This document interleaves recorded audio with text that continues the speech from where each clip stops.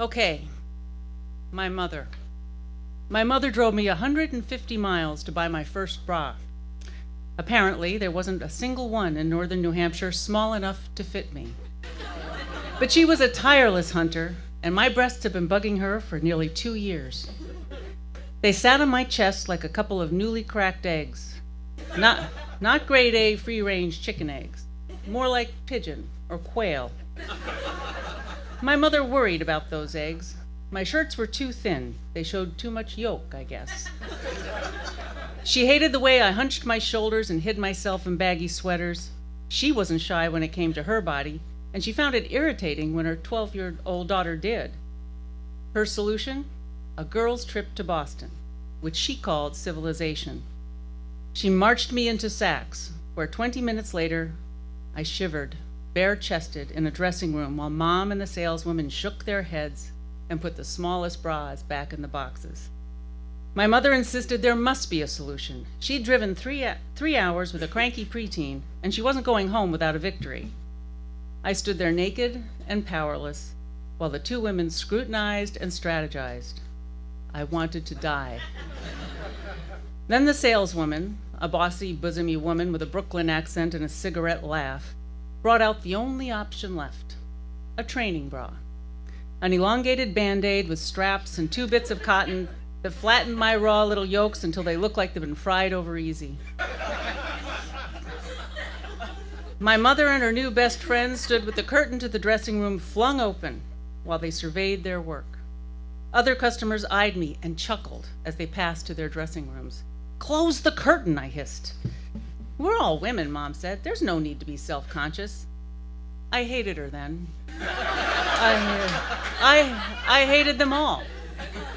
I got through the rest of the day imagining the saleswoman gasping for air as she was strangled with her own brassiere.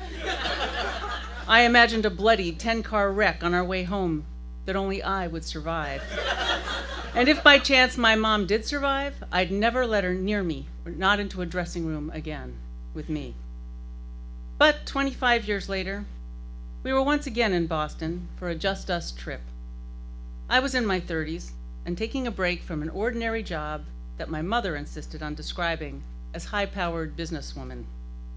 She was dismayed when she saw my outfit that day, another long, baggy sweater over stretchy leggings.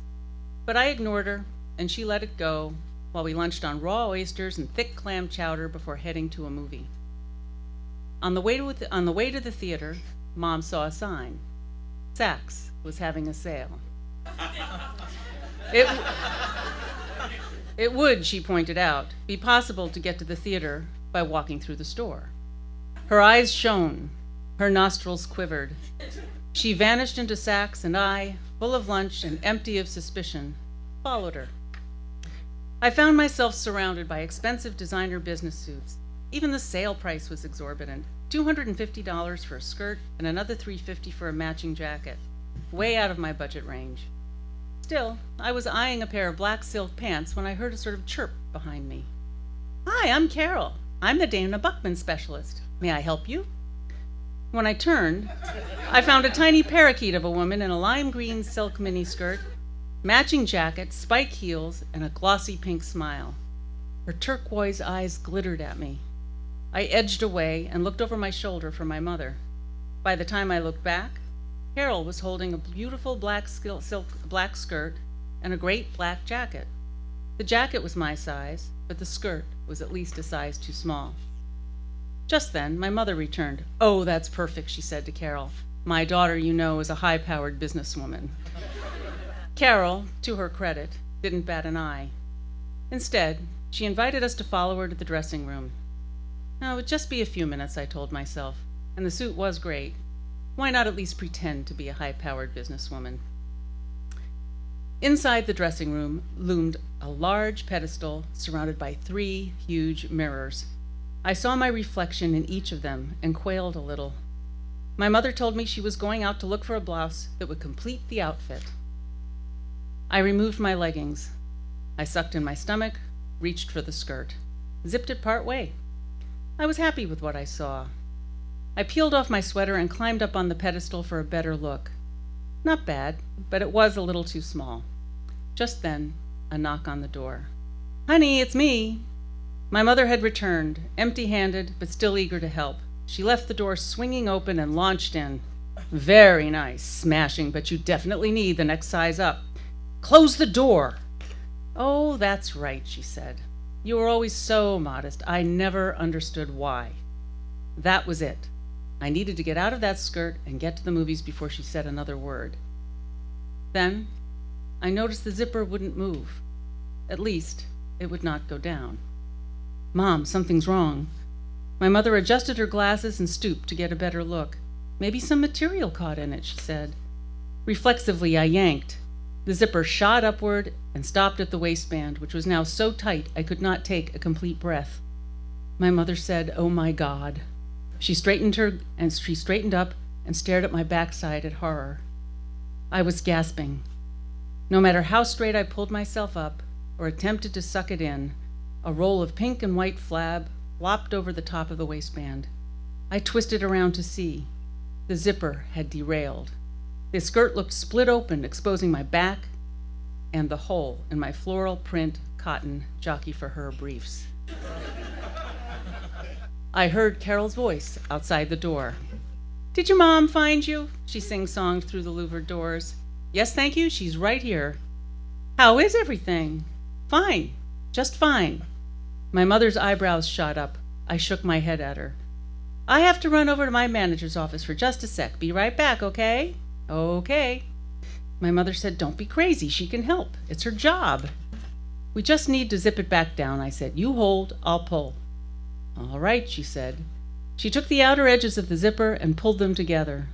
I reached around and pinched the tiny little zipper in my fingers and tugged downward, trying not to breathe any more than I had to. Nothing. My mother snorted out a laugh, but reined it in. Barely. "Betsy, this thing costs a fortune. You do not want to be the one to ruin it." "Keep trying," I ordered. We tugged and pulled and tugged. Still, nothing. A finger hovered over the panic button inside my brain. I was stuck. I was stuck inside a $250 skirt I couldn't afford to buy in the first place. I looked at my mother, and my finger jammed down hard on the panic button. The woman who bore me, nurtured me, and somewhere deep inside must love me, was laughing so hard she could not stand upright. She crossed her legs to keep from peeing her pants. Just then, we heard Carol again from behind the door. "I'm back. How is everything?" My mother pulled open the door and fled for the nearest ladies' room. "You were really determined to get into this skirt, weren't you?" Carol said a few minutes later. She was peering at the skirt, trying to assess the level of severity, when my mother returned. Carol reached for the zipper. "You hold, I'll pull," she said to my mother. "We've tried that," Mom said. But she grabbed the edges of the ruptured zipper and pulled them together as tight as she could. Carol pulled down with everything she had. Bent at the waist, struggling for breath, I pledged to myself if I were ever released from this bondage, I would never, ever shop with my mother again. I would never try on anything that cost a month's rent.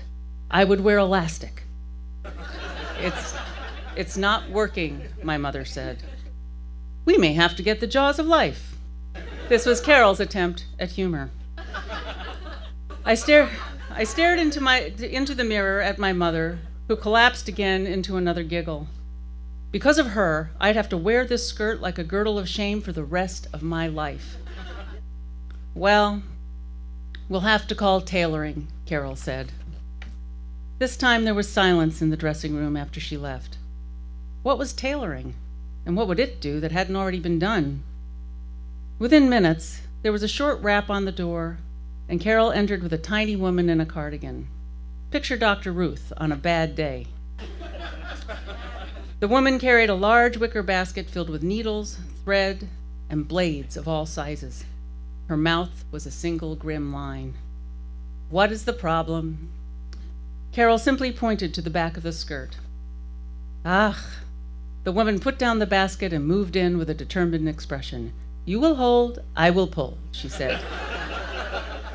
Carol didn't move. "Been there." "Ugh, we will have to cut." The woman reached into her basket and pulled out a gleaming set of scissors. She angled them and moved towards the skirt, her lip curled in disgust.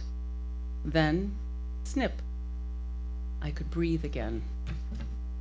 Within seconds of my release, Carol and tailoring escaped with the skirt.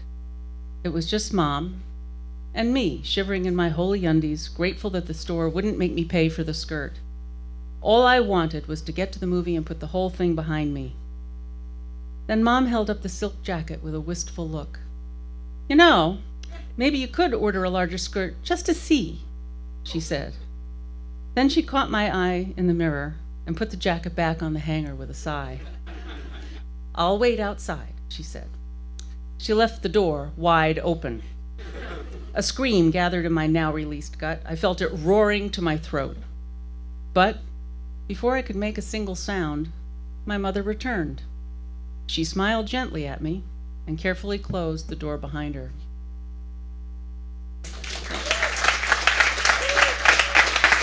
Betsy Morrow, everybody.